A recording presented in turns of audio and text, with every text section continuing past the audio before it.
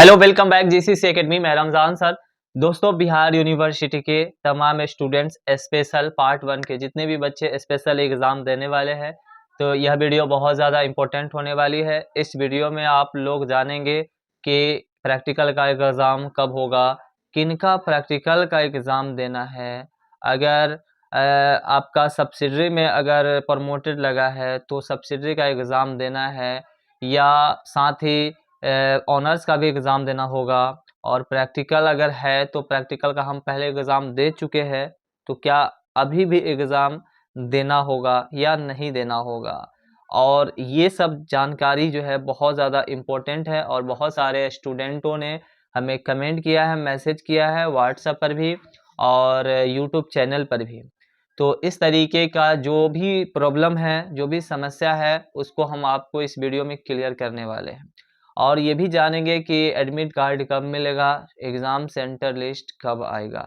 ये तो सब जानता है, सबको पता है, बस आएगा, बस पता हो जाना है कि इतने डेट को आएगा, यहाँ पर हमारा इस कॉलेज में सेंटर पड़ेगा, ठीक है। और एडमिट कार्ड मिलेगा आपको कॉलेज में मिलेगा। 18 तारीख से एग्ज़ाम स्टार्ट है ना, तो 18 से एग्ज़ाम स्टार्ट है तो आपको 15 तारीख के बाद आपको कॉलेज में एडमिट कार्ड मिलेगी। लेकिन सबसे बड़ी समस्या यह है कि आप एग्ज़ाम फॉर्म भरे हैं, लेकिन इतना भी कंफर्म नहीं है कि आखिर एडमिट कार्ड में हमारा ऑल सब्जेक्ट का एग्ज़ाम देना होगा या केवल उसी सब्जेक्ट का एग्ज़ाम देना होगा जिसमें हम प्रमोटेड है या फेल है।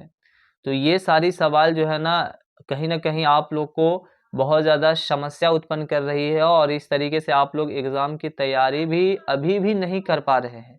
तो इससे आप क्लियर हो जाइए, इस डाउट को क्लियर कर लीजिए। यही मैं वीडियो लेकर के आया हूँ, तो वीडियो को पूरा शुरू से लेकर के अंत तक देखिएगा और बात को सुनिएगा भी, ठीक है। तो जैसा कि 18 नवंबर से परीक्षा शुरू होने वाली है और इसके लिए सबसे पहले मैं बता दूं कि रूटीन भी आ चुका है। अब सेंटर लिस्ट का और एडमिट कार्ड का इंतज़ार है। ये तो खैर आ ही जाएगा, ये तो आएगा तो पता चल ही जाएगा।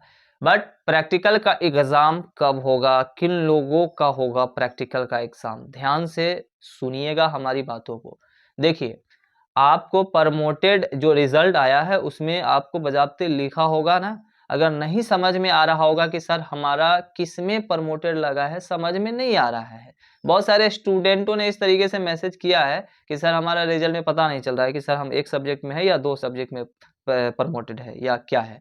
तो आप ऐसा अगर दिक्कत है, अगर आपको इस तरीके का दिक्कत है तो आप नीचे जो हमारा व्हाट्सएप नंबर दिया गया है, ग्रुप दिया गया है, उसको आप लोग जॉइन कर लीजिएगा और फटाक से जो है ना आप एडमिन पे यानी कि मैसेज कर दीजिएगा, हम आपका रिप्लाई कर देंगे कि कितने सब्जेक्ट में आपका एग्ज़ाम देना है, कितने का प्रमोटेड लगा है, ठीक है। देखिए, अब समझिए, पूरी बात को समझिए।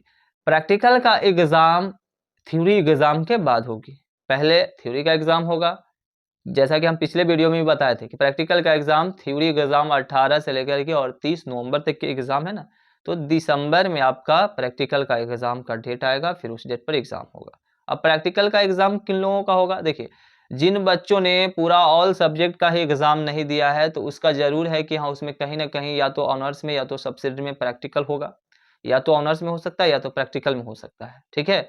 तो उनका प्रैक्टिकल का एग्ज़ाम होगा, ठीक है? और जिन बच्चों का केवल प्रमोटेड वाला का एग्ज़ाम देना है, मान लीजिए कि प्रैक्टिकल वाला सब्जेक्ट आप दे रहे हैं बायोलॉजी का या ज्योग्राफी का दे रहे हैं या आप केमिस्ट्री का दे रहे हैं या फिजिक्स का दे रहे हैं, प्रैक्टिकल एग्ज़ाम वाला, है ना? ये दे रहे हैं ऑनर्स का, तो आपको दोनों पेपर का एग्ज़ाम देना होगा। दोनों पेपर का पेपर 1 और पेपर 2 दोनों का एग्ज़ाम देना होगा, साथ में आपका प्रैक्टिकल का भी एग्ज़ाम होगा, ठीक है?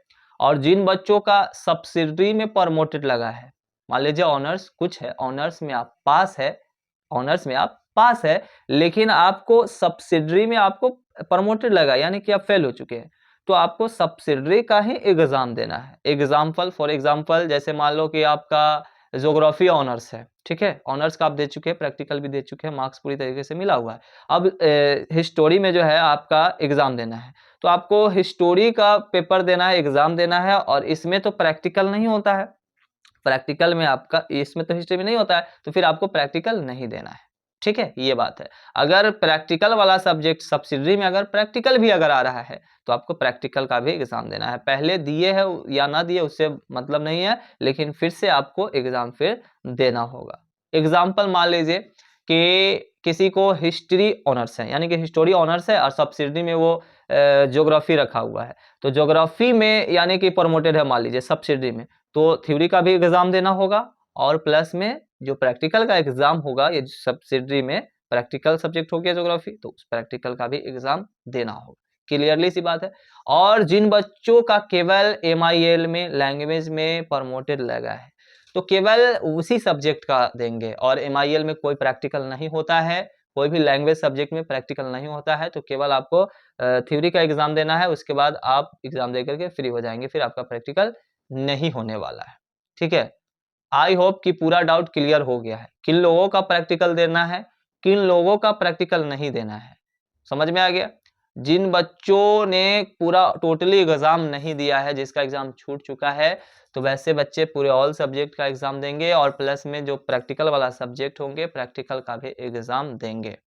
ठीक है, और जिनको केवल सब्सिडी में ही एग्जाम देना है, ऑनर्स में आप पास है, चलिए अच्छी बात है, सब्सिडी का देना है, सब्सिडी अगर प्रैक्टिकल वाला अगर होगा तो फिर प्रैक्टिकल का भी एग्जाम आपको देना होगा।